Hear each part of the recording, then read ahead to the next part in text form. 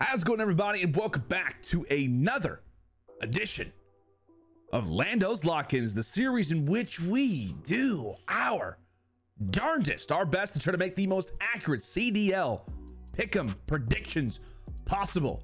Welcome. If it is your first time ever tuning in, we are rapidly approaching the Toronto Major. Yes, it's only basically 1 week away. This is our final week, our final slate of 10 matches before the Toronto Major.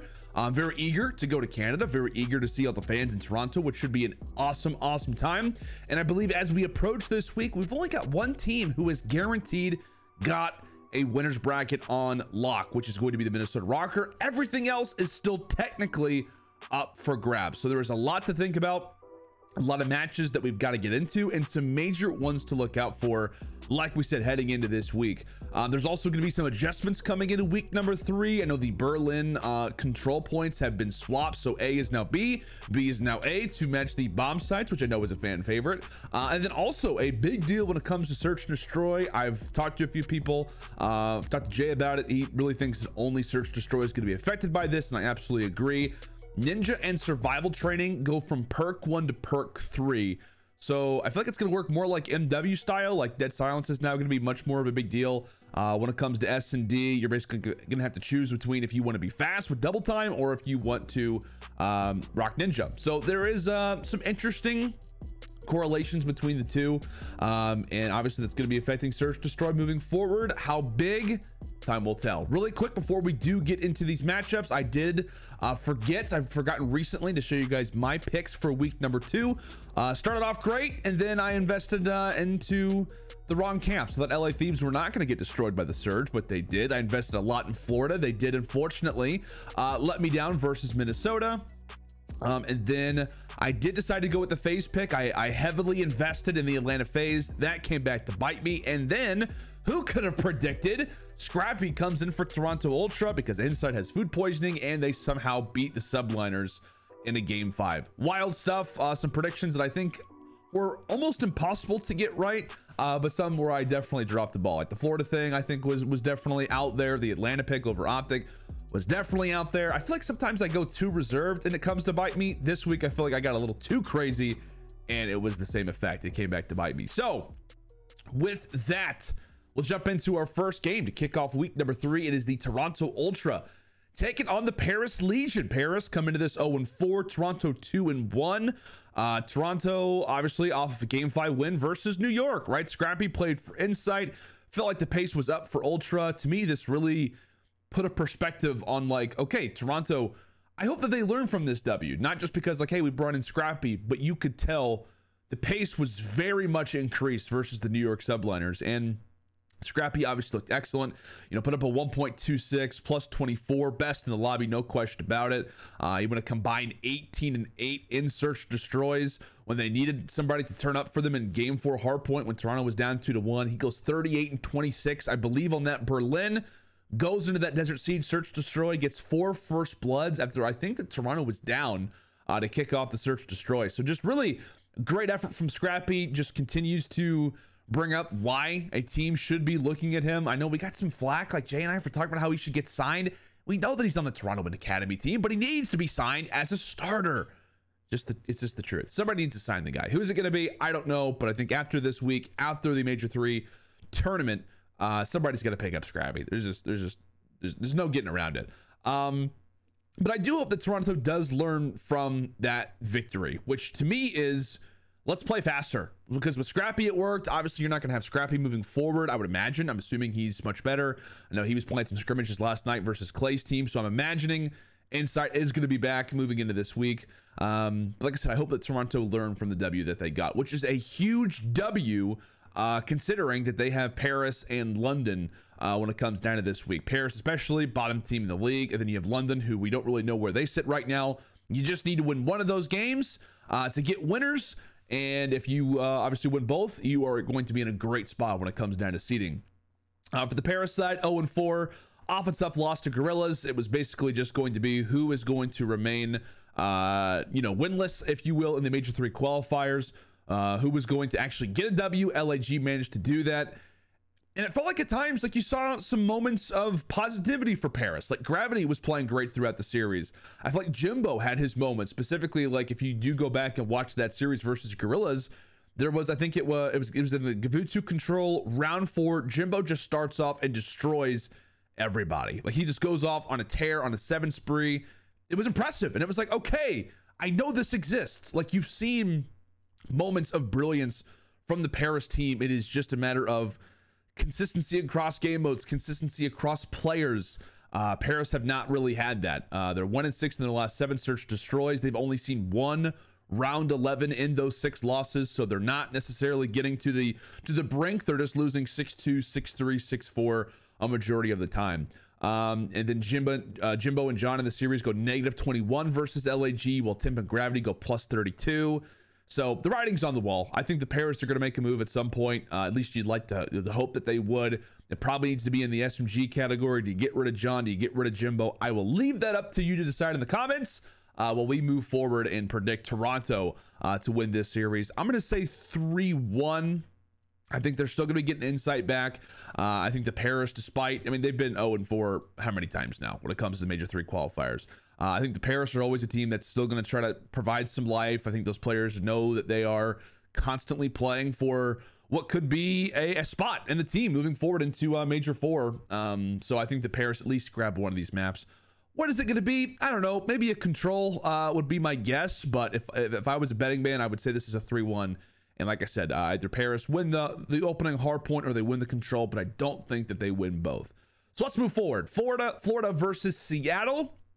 The definition of a complicated series to predict, right? No one really knows how to call either of these teams lately. It's like either Seattle is, you know, in their Major 2 form where they're beating OpTic 3-0, taking Atlanta FaZe to a game 5 round 11 despite Mack literally throwing up on the stage in game 1, or they're losing to StrikeX.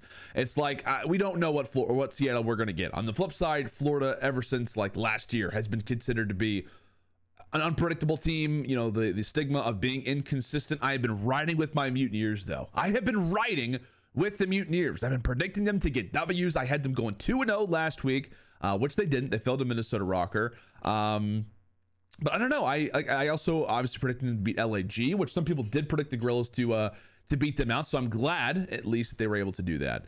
But going back to Major 2, the biggest issue for the Mutineers is it feels like the same issue for a lot of teams. Search Destroy. They are 3-9 in S&D since Major 2. They've also lost their last 4 search destroys. I believe so far in Major 2, they've yet to win one, obviously, because they've lost their last 4, even going back to Pro-Am. So considering this roster is 8-2 in opening hard points, it shows that they just need consistency in different game modes. Like, you know, control sometimes is there, sometimes it's not. You know, like I said, they started off the year being a great control team. They picked it up in hardpoint. Search Destroy has still not been there. So it's like, it's a matter of, is Florida going to 3-1 or are they going to get 3-1 themselves? So that's really the question to ask if you are coming into these predictions. You know, if you are trying to get +3s every single time, just mark Florida is getting 3-1 or they are 3-1ing the opponent. It works nearly every single time. So that really is the prediction to look out for. But on the side for Seattle, right, they come in. I predicted them to lose versus the LA Thieves. I think like some people did. Like some people thought the Surge were just going to come out because of the LA Thieves woes after their 3-0 loss to Minnesota. I was like, hey, Minnesota's a good team. They look really good right now, obviously. Brush it off, move forward. Slight concern with the LA Thieves, but ultimately I thought, well, hey, they surely beat up on the Seattle Surge. Not at all the case. Like I said, Seattle came in, 3-0 the Thieves, and just left because they only had 1 match in week number 2. So it is also, again, hard to evaluate where Seattle sit right now. Was it a matter of them just being too much for the LA Thieves to handle, a team who just finished excellent when it came down to the Pro-Am? Or is it more of Seattle just beating up on a team that didn't have a whole lot of life? It's really hard to know exactly where they sit. Sid looked especially great in the Search Destroys. He was smiling. Entire team felt good. And this is also a huge series as well, really, for both of these teams. So on day number 1, when we talk about, you know, qualification, if you're looking at teams like who's going to make it in the winners bracket, you got to keep an eye on Toronto Ultra. They win that, they're guaranteed in. Florida, they need a W, because if they do not get a W, they instantly will have a negative record, and they have Boston to play on Sunday. So Florida is going to be playing for their life in both of these matchups. Seattle, who also has 2 games this week, just need to win 1. So it's the reverse effect. Florida have to go perfect. Seattle just need 1 W. So the pressure without a doubt is going to be on the Mutineers to take this series. And Seattle have, let's see, who do they have? They have the London Royal Ravens to play on Sunday. So both these teams going to match up against each other. If Seattle wins, they have a positive record no matter what. Florida will have a negative record no matter what, and they're going to be fighting just to have a solid enough map count to hopefully get one of those last few spots when it comes to winner's side. So I'm going to keep riding with the Mutineers. I know that could sound crazy. Trust me, I love the Seattle Surge. I was a giant Seattle Surge fan to start off the year. It's just, I don't know what it is. I feel like the potential with Florida is there. Like, I like the players that are on this team. I think Vivid is great. I think Dave Patty is great. Sky's an Awakening. It feels like they're finally starting to click, but they keep losing certain series that they shouldn't, like going back to the kickoff, going back to Major 2, like little minor losses here and there. And what I saw at Major 2 was some life, right? The fact that they finished top 4 was very impressive, but they continue to just be slightly below the mark. And it feels like Seattle was a team that occasionally is above the arc, sometimes dramatically below the arc. I am going to bet that Florida are going to win this series again in a 3-1 fashion. It is very difficult to predict. This is one that I would definitely evaluate more for sure. Probably as the days go on, I might switch it to Seattle, but right now I'm riding with the idea that Florida is not a team to just instantly assume is going to lose to Surge, because like I said, it's either going to be a 3-1 either direction, and I like Florida more to possibly do that. No, weird call, but that's just the way that I'm going to rock with it for now. Last game of Friday, one of my favorite games that we have on the cards for week number 3, Atlanta versus Minnesota Røkkr, which again, if you haven't been watching, you might be saying like, why is this a big deal? Like, Atlanta FaZe should roll over these guys. However, Minnesota are the only team that has guaranteed themselves a spot in the winner's bracket, and the reason for that is because they are 4-0 since the Pro-Am, right? They don't make it out of groups at Pro-Am. People are thinking, hey, is Havok really the right guy for this team? And he is.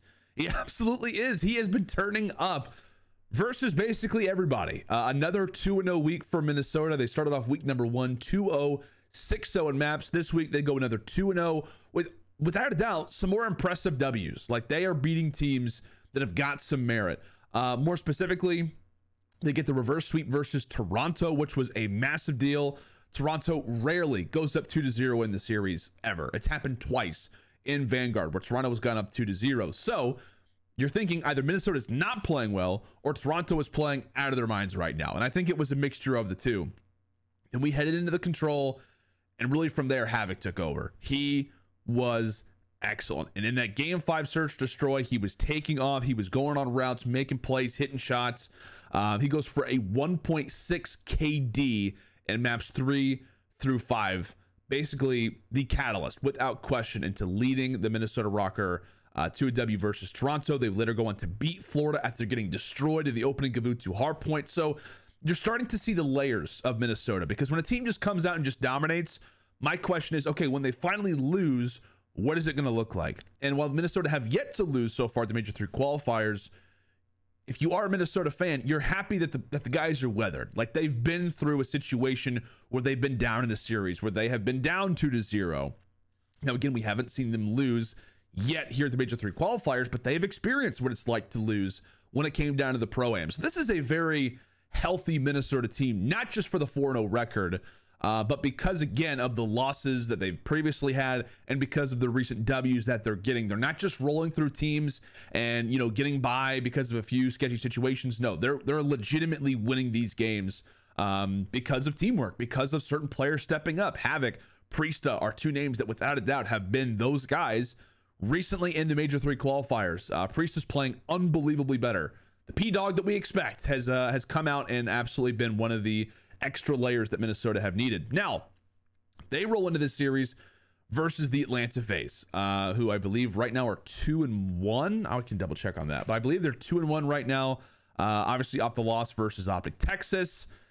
Interesting, right? Because like I said, that series to me was very, very important because of a number of different reasons. I am not worried about Atlanta FaZe just totally crumbling moving forward. I wanted that to be clear. I wasn't like, okay, this is a make or break series. This is it. This is for champs. This is for the season for Atlanta FaZe.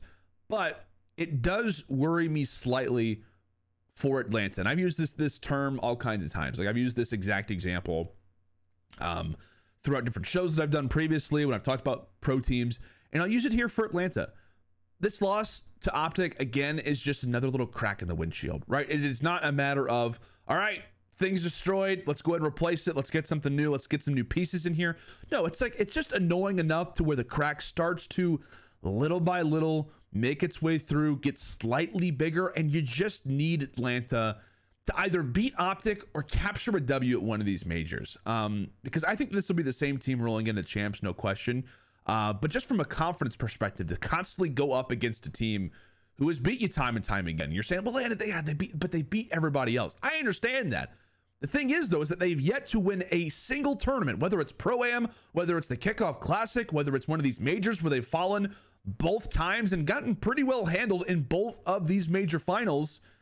These things add up. And like I said, I would also describe this as it's different for teams who are not at the top or who have yet to be at the top lately, because when they lose, they don't react the same way. Why? Because if they would have won that series, if they would have beat OpTic Texas, if they would have won a major, that's a step upward for basically every single team outside of Atlanta FaZe. Like if any team wins a major, you move up, like your confidence raises. The only thing for Atlanta FaZe is that they've been at the top. So when they lose, they have somewhere to decline. They go from the perch that they were sitting on at the top of the CDL throughout all of last year and throughout a decent chunk of MW, when they were considered the best team in the game going into champs as well. They've been up there for such a long time. So the fact that they've got taken down a notch without question, with how dominant they were in Cold War, you are on the decline in some ways. And so sometimes it's difficult for teams, it's difficult for players who are as dominant and as decorated as those four are, to be able to swallow a pill like that, to say like, yeah, guys, we're not the best in the game this year. Like we're definitely not. Like we've lost to OpTic 5 times, technically 4, because one time Simp was 6. So I would say 4, but it's been with 3 different lineups, in which General was in the lineup at Pro-Am, and most recently it's been Prolute who has been in the team. It's weird. It is. It's a weird situation for the Atlanta FaZe, and it just heavily emphasizes, and it just basically solidifies in their minds as well as everybody else's mind. There's no question they're not the best team in the game, and you could argue too, they're not even on the same tier as OpTic. They're not on the same tier as OpTic Texas right now, right? It has been the S tier, Atlanta, OpTic throughout a lot. There's been times where OpTic, has been up there, like after Major 1 and then going into the Major 2 qualifiers, where OpTic didn't make it. They got eliminated to Florida, then we headed to the Pro-Am. There's been like this time, this little period where both of these teams, Atlanta has slowly made their way back up to be alongside OpTic, and now it's never been more clear that Atlanta is a tier below OpTic Texas. And so it's going to be interesting. It will be coming into this series, because if you're Minnesota, you have a great opportunity, really, when it comes down to this game, to possibly finish 5-0. Because like I said, if Minnesota can beat OpTic Texas, which I'm not saying they can, but if Minnesota has the ability to beat OpTic Texas, or if they feel confident, they know they can beat a team like Atlanta FaZe. Like I said, you, as Minnesota, who is considered to be a top 3, top 4, and this is also a big deal when it comes down to this series, because Minnesota is also working on trying to prove that they are the 3rd, maybe considered, or an argument for the 2nd best team in the game. If they can beat Atlanta FaZe, there's a lot of wiggle room here, and I think it is only going to be a positive for the Røkkr to face off against this FaZe team, who is off of a loss. So with that, I am still going to go with FaZe to walk away with this series, but I do think it goes 5. I think that Minnesota right now, like I said, they are elite in search destroy.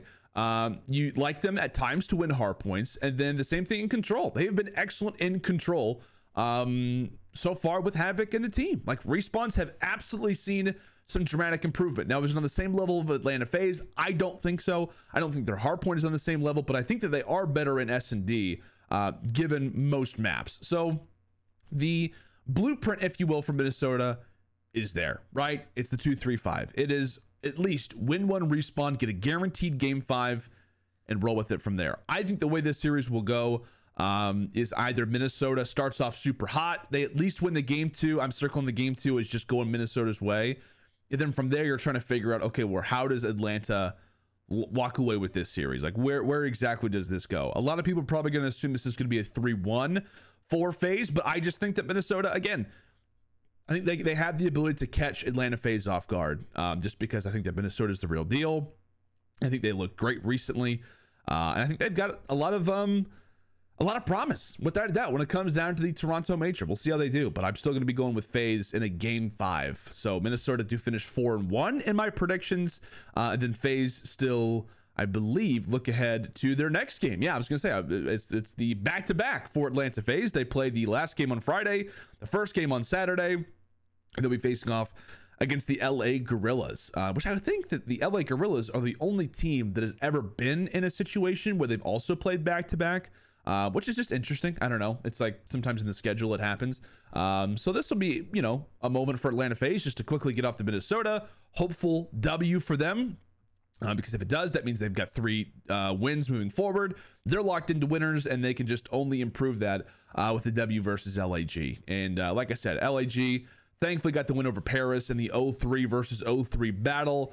Gunless stepped up big time, but I think this is going to be another W for Atlanta FaZe. I think they, this is the one they're worried about. I think they roll into LAG, handle business. Now, Gorillas could, I will say this, I think the Gorillas could catch Atlanta off guard and possibly send them to a game 5 as well. But I think that FaZe do walk away with the series versus Minnesota, and they get the job done versus LAG. Now, if this series is very scary, like let's say that Minnesota beats FaZe 3-1, maybe they beat them in a round 11, some like crushing defeat for Atlanta FaZe, I think that there is room for LAG, no matter what, to possibly at least take a map, maybe 2 if things are dire. Because like I said, this is the LAG team that early on in the season sometimes would contest rosters like this, sometimes would be able to get to a game 5, have an upset, have an opportunity for an upset from time to time. Now that they've got a W under their belt, I think there is a chance that LAG, like I said, is not going to get 3-0 smoked. I'm not saying that LAG is going to have a chance of winning this series.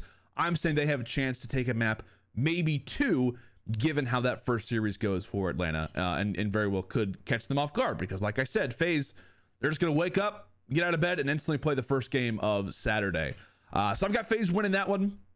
We'll move on to now to Toronto versus London. Now, this is a great story, right? This is a great story. This is essentially actually the Battle of Europe, like we have Toronto or London versus Paris. But obviously, London are the only team from Europe. Paris franchise is, but none of the players are. But this is the true Battle of Europe. And the reason why I love this matchup is because we saw these 2 teams battle at the Major 1 tournament, and it felt like the changing of the guard. It felt like London, the younger team at the time, right? You have 2 rookies in the lineup at the time in Gizmo, and Nasty, Afro, basically his first full year, 0 leading the way for the London team. Then on the other side for Toronto, you have, without a doubt, the second best team in Cold War last year. And London was able to take them down in a 3-1 fashion. And from that moment, it felt like, okay, London is now the premier European COD team in the CDL. And so it was an interesting moment because, like you said, you got to see a roster who's been there for a while get taken down by the new guys on the block. But this will be an interesting element to the story because right now Toronto find themselves in a great position. I believe they'll be 3-1 coming into this matchup off of W versus Paris. So they're already locking up winners. On the other side for London, they currently sit at 1-2. So they need this one just to stay alive, as they'll have Seattle the following day. London Royal Ravens, right off of the Full Sail Search Destroy loss versus Boston. They were absolutely tilted from that point on. You saw some tweets from the players talking about how frustrated they were, how stuff like that cannot happen. And it, you know, they're 1 round away from being up 2-0 versus Boston, a very handily 2-0 start. And I would assume that they would go on to win the series. I mean, if you 6-0, 6-1, 6-2 Boston, you're in a great spot. You know, the fact that you're beating Boston Breach, everybody's like, okay, cool, London's back. But that S&D, where you're up 5-0 and allow for 6 straight rounds, 1 game can absolutely either affect the team in a very negative way, or it could motivate them to want to come back. But the one thing that I would take away from London is not actually in the search and destroys. It's actually in the hard points. Like, this is a team who, without question, was considered months ago as one of the best hardpoint teams that we've gotten in the entirety of the game. They find themselves at 1-4 right now. Again, they were a team that was considered to be a roster that just wouldn't rotate, but they would just beat you because of their dominance, because of their slaying prowess. Obviously, you still have Harry in this lineup who's trying to, get involved, get in the mix. A lot of people don't think that's possible.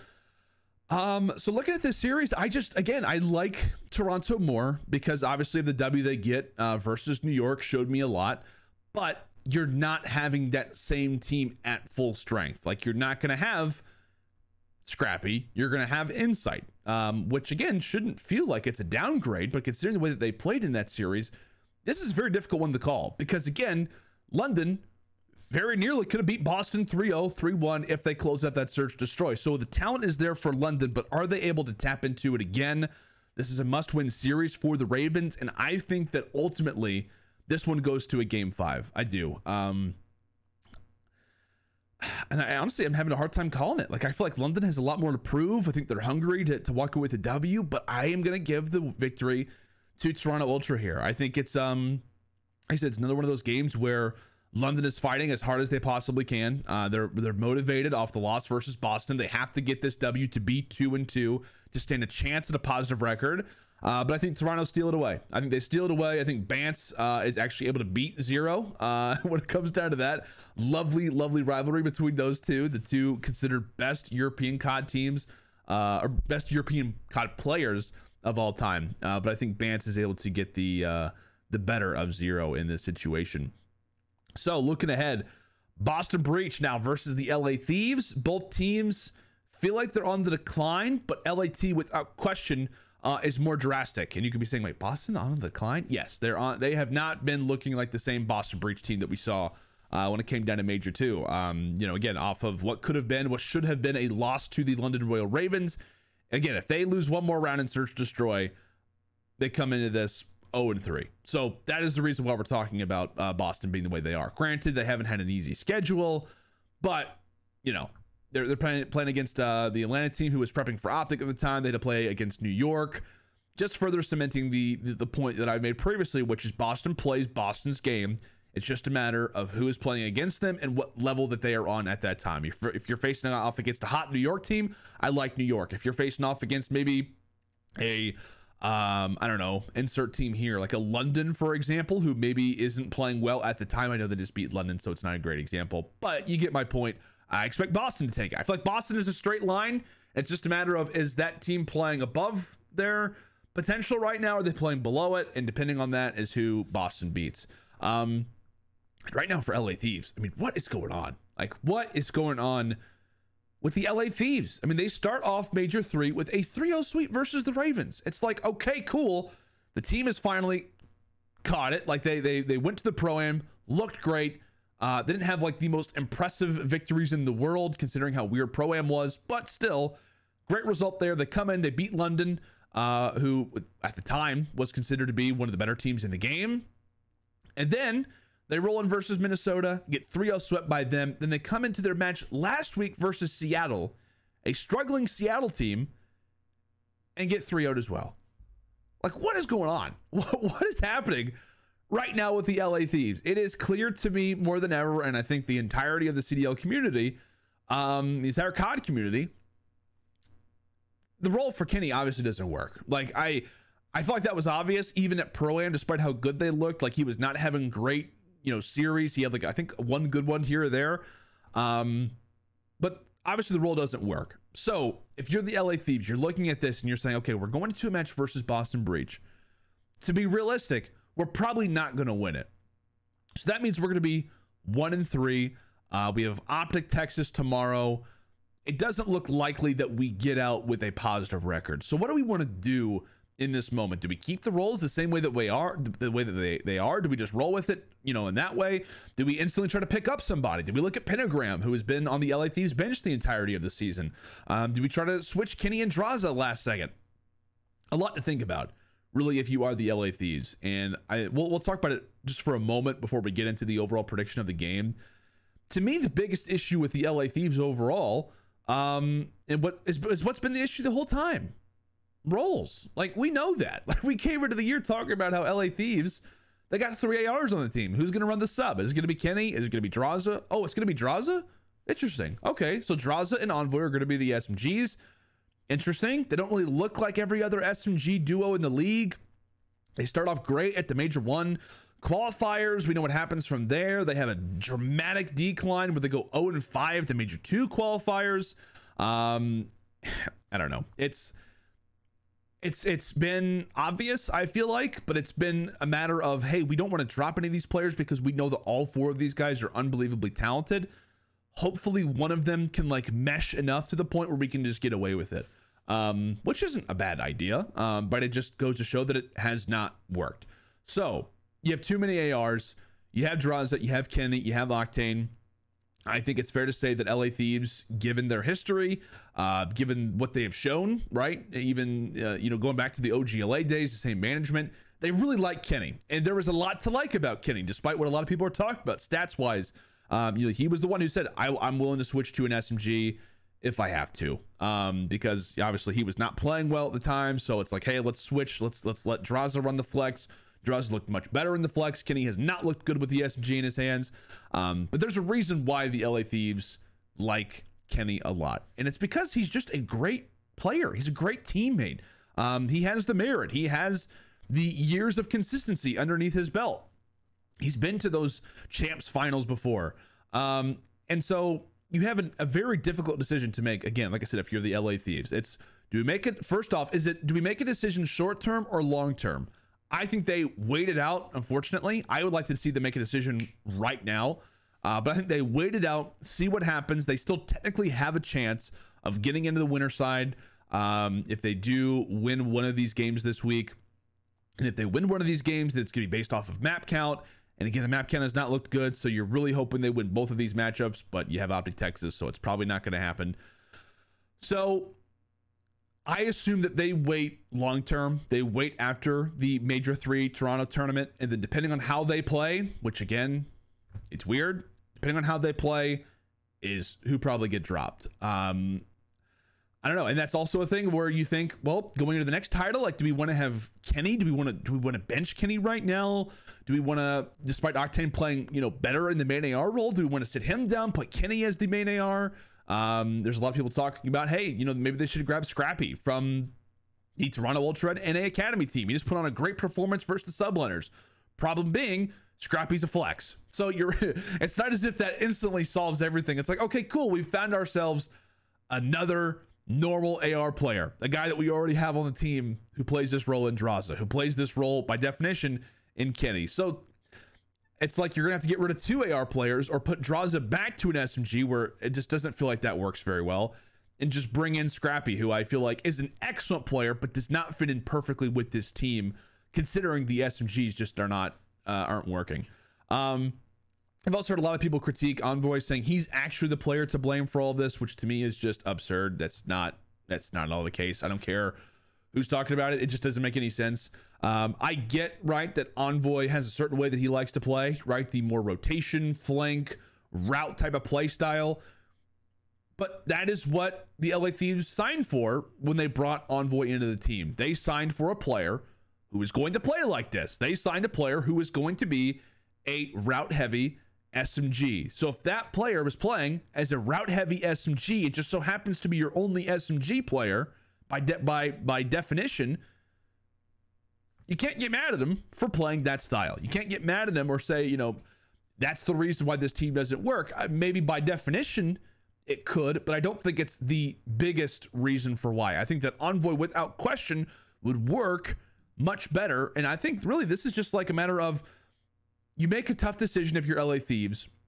You bring in a guaranteed SMG player, depending on who your main AR, who your flex is. You get a defined SMG player to play alongside Envoy. I think instantly things at least get better, which is the biggest point behind all of this, because I don't think that Envoy is the problem. Because what happens if you drop Envoy? Like, let's be real. Okay, Envoy is the problem by definition. Well, what happens then? You're going to bring in Pentagram? Well, cool. Pentagram is a great SMG, great challenger player. But you run into the same problem where he and Draza, if they are going to play, or he and Kenny are going to have to work together, two players who've never played together, two players who are going to have to try to figure things out on the fly. I think you kind of get my point. I think it's the category of SMG, not the player who plays slightly different than a majority of SMG players in the league. But again, you do have options if you are the LA Thieves. You have an unbelievably talented lineup. It's just right now it's not meshing clearly.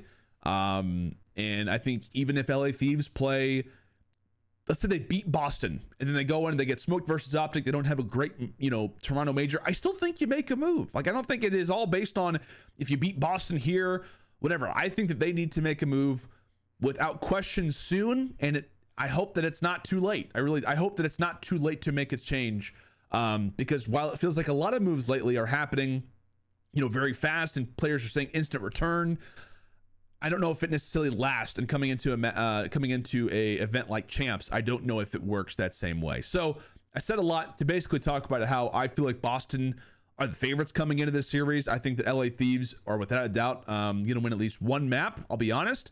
Could be a 3-0. I have it as a 3-1.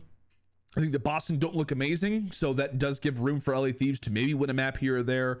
But I think that Boston ultimately closed this one out. N4. So we've yet to have a 3-0, but we'll see if that maybe happens in our next series, which is possible.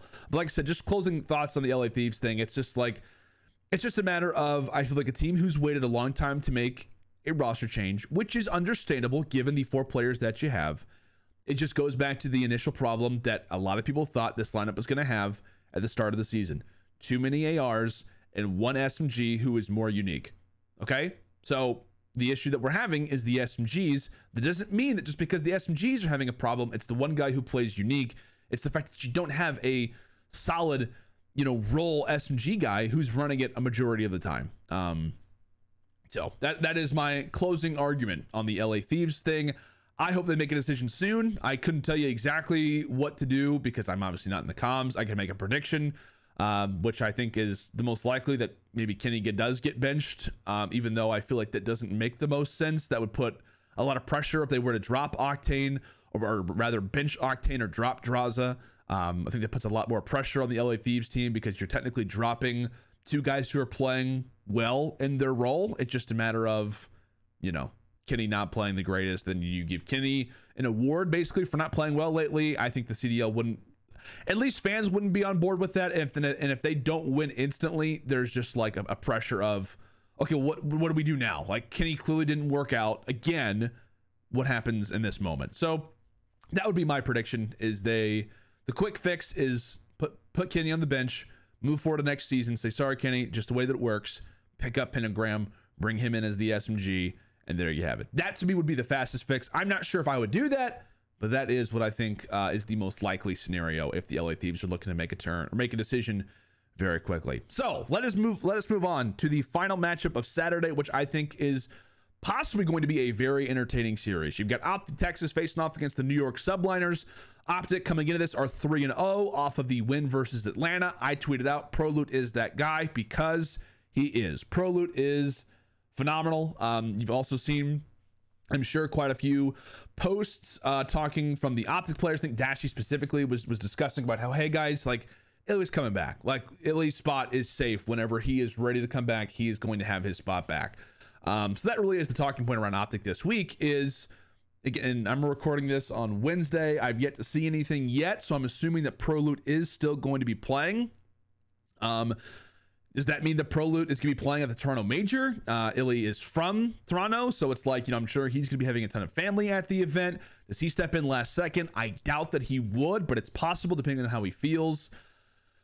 I don't know. It's an interesting situation for OpTic Texas to be in, but at the very least, I think you're also pretty content because it's like, hey, you know, while Ender's not doing well, at least we are playing excellent. Like, we're playing great COD. Like, Prolute is a menace and search destroy. I think he had like a 1.2 in the series versus Atlanta, so he's not just doing it in S&D. He's starting to feel more comfortable in the respawns. Moving forward, if you're OpTic Texas, you have a great piece that you can move to another team or keep as a substitute for the rest of the season in case Illy does have issues and does make a comeback at some point soon. So again, only positives I feel like for OpTic Texas. I feel like the biggest issue, right, is just when you bring Illy in, you know, is he going to be at full strength? Is that going to affect the OpTic Texas guys, et cetera, et cetera? You know, I would say it's a good problem to have, because it's not, because you want Illy to be at full strength, but at least your substitutes coming in and you're seeing success. Like, that doesn't always happen. So you've basically got 5 great OpTic Texas players and you only need 4. So that is the way that I would phrase it. Or you can only use 4. So New York, this instantly becomes a big series for them. Now, I think that based off of map count, early prediction here, I think that New York get into winners regardless of how well they play versus OpTic, because right now they sit at 9-7 in overall maps. They've got 9 map victories.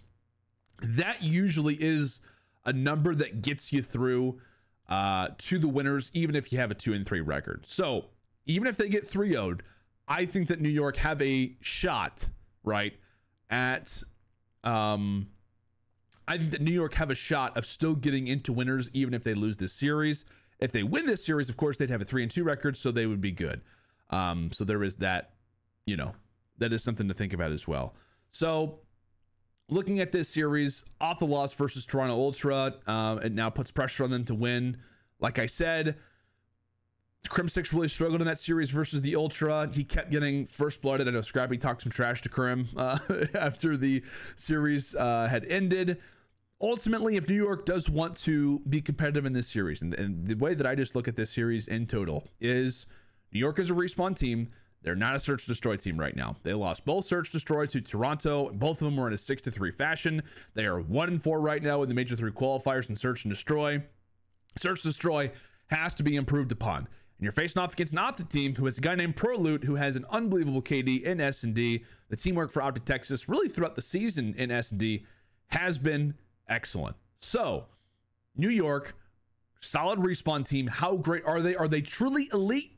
We'll find out. We'll find out in that opening hardpoint. We'll find out in the control. If we get to a game 4 hardpoint, we will find out how elite, if they are truly on the top of their game when it comes to respawns. But if it's not, we know they can't necessarily fall back on the search destroys, as we learned versus a lower caliber team in Toronto Ultra. So with that being the case, I'm going to say OpTic wins the opening hardpoint. I think they instantly win the search destroy, obviously. And then you go into the control and you're like, well, you know, maps here, maps there, et cetera, et cetera. I like OpTic to honestly go with the 3-0 here. Again, it's just honestly the matchups. It's difficult because like I said, OpTic is the #1 team in the game without a doubt. They're great in respawns and they're elite in search destroy. The problem for New York is what level is their respawn really at, specifically hardpoint. Search destroy is not there. Feels like OpTic is facing off against an older version of themselves, basically, is the way that this one goes. So I like OpTic Texas to win this one in a 3-0 fashion. And we move forward to Sunday, London versus Seattle. So this is an interesting one because of the results that take place before this. So I have London at 1-3. London, if they beat Toronto, I know we're going to do a lot of explanations in these last 3 series. So storyline is, I have London at 1-3. I have Seattle at 2-2.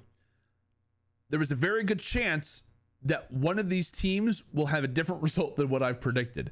So if London beats Toronto, this series means everything. If Seattle loses to Florida, this series means everything. If it's the reverse, right?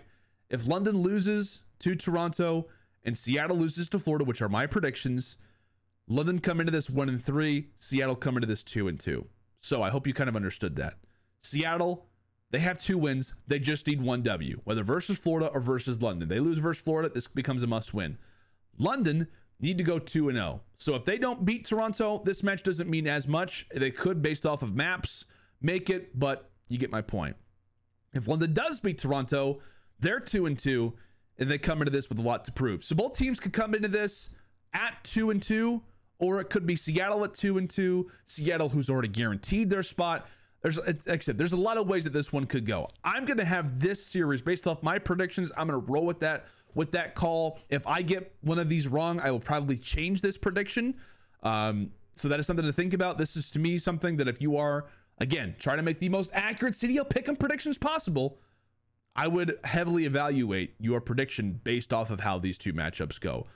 So I've got Seattle at 2-2, London at 1-3. Because of that reason, I think that Seattle wins this in a 3-1. I know, I feel like we just did a math problem that doesn't make a whole lot of sense, but that is the way that I'm going to roll with this. I have London going 0-2 and Seattle taking them down, which is weird. Honestly, I don't know if I want to do that. Like, I'm thinking about it more.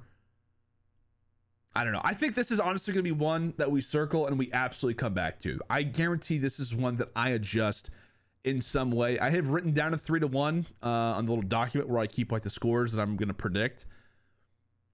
I'm going to stick with 3-1, but I'm probably going to revisit this one. I will let you know that now. Let's move on, though, to another game. There's got a lot of implications on it. Boston versus Florida. So some more explanations to do. Florida coming into this game, if they beat Seattle, would be 2-2. Florida ultimately this week have to go perfect no matter what. Florida need to have a perfect week. They need to beat Surge and they need to beat Boston. So if Florida come into this off of W versus Seattle, this game means a lot more. If they do not come into this game off of W versus Seattle, then this doesn't mean nearly as much. On the other side for Boston, right? Boston came into their game versus the LA Thieves at 1-2. They win that game, they're 2-2. Boston loses that series versus Thieves, and this one does not mean as much for Boston because they will guaranteed have 3 losses. So again, you're in a situation where if Florida beats Seattle and Boston beat LA Thieves, this match is very interesting. If at least one of them get a W, it's at least interesting for that one team. If both of them lose, this is basically just like, hey, let's just see how many maps we can get, and hopefully we can sneak into a 7th, 8th seed.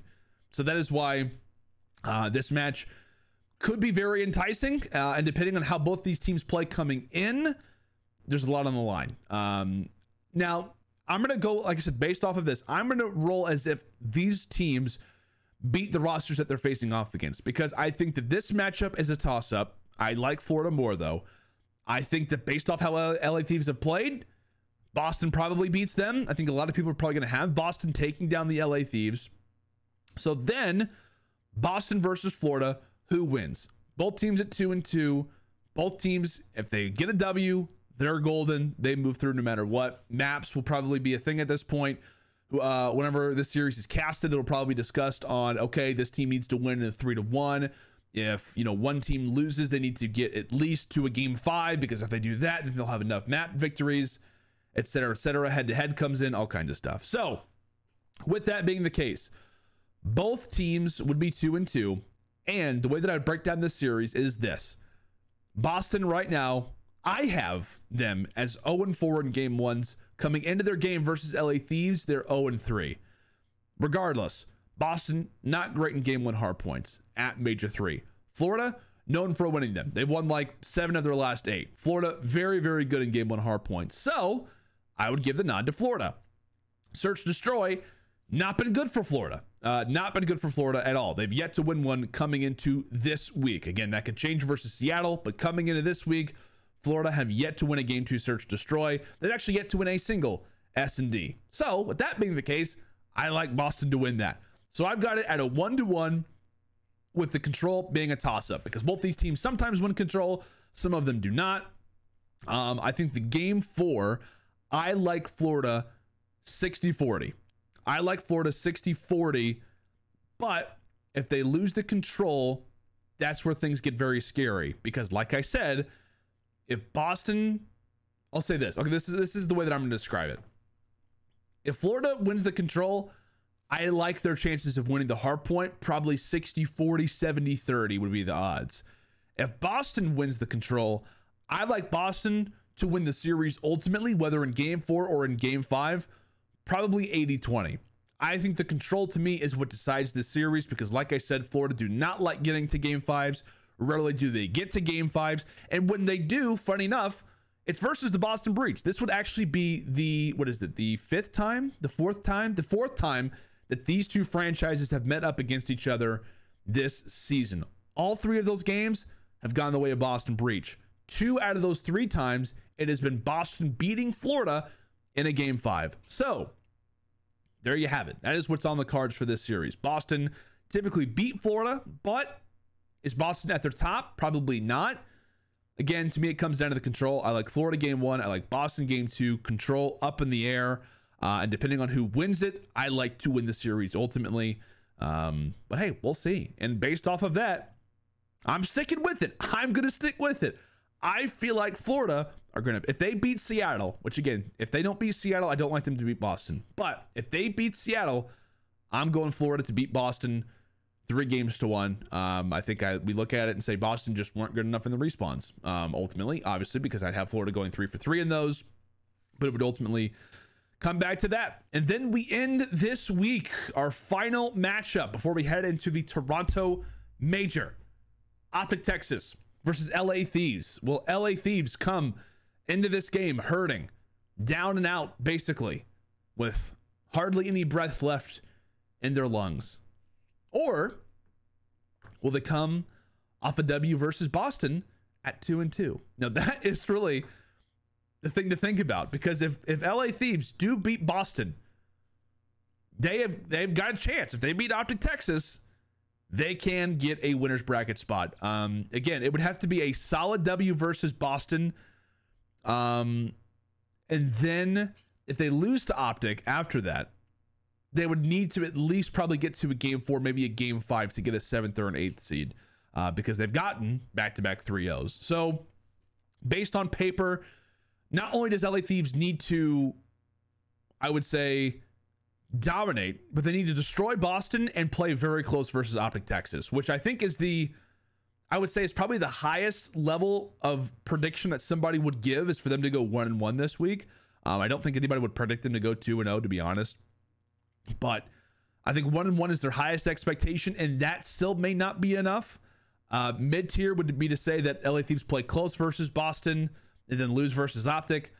And then the lowest one would be that, hey, they just get 3-0 smoked in both these games, which I think is probably the most likely scenario of all of those. Like I said, LA Thieves off the loss versus Seattle. I think that they probably come into this game versus OpTic with some fire, possibly, because if they do, it's just hard to know where their head's going to be at, like where the mindset is going to be at for the LA Thieves. But like I said, if they beat Boston, I think there's a chance where they maybe send it to a game 5 at best. Like I said, given the alternate predictions. But if they lose versus Boston, which I think that they will, I think that they will lose to OpTic Texas, probably in a 3-0. I just don't think they would have any life to show for it. And then we roll into that Toronto Major, you know, with pretty low expectations. But that's the way I'm going to call it. That is the way that we're going to call it for this week. Again, biggest games to watch are obviously the teams who are on the bubble right now. Again, Florida has to have a perfect week. Seattle really needs to get one of these W's, either versus Florida or versus versus London. Boston are on the cards again, because like I said, if Boston beats LA Thieves, they're 2-2. This very well could be one of the best matchups of the week. If LA Thieves come out strong versus Boston and they've got a chance, again, there are so many matches that are going to be contradicting each other that if one team wins, that means a lot. If the other team wins, that also means a lot. So that is why I love the final week of our qualifiers, because everything gets crazy. You're bringing up map count, you're bringing up head-to-head, you're bringing up all kinds of junk that we just really can't fully comprehend right now. I basically just closed the tab. There we go. I thought we just lost all our predictions, but we're good. We're good. We locked those predictions in. Again, they are subject to change, but I appreciate you guys for tuning in. If you've made it to this part of the video, I greatly appreciate you for sticking with us. I will be having a video coming out about the Toronto Major pick'ems as well, whether that is here in my office or if I will be live on location, we will see. But yeah, I really appreciate you guys for tuning in. Make sure to like and subscribe if you have not done so already. Maybe tweet it out, send it to a friend who also likes to do some pick'ems, who maybe likes to get as many of these matches as accurate as possible. Would greatly appreciate the support there as well. Thank you guys so much for tuning in. Have an awesome time watching the qualifiers this week, and get prepared, because I feel like the Toronto Major is going to be a very spicy one. You guys have a great day, and I will catch you for the matches this week. Take it easy.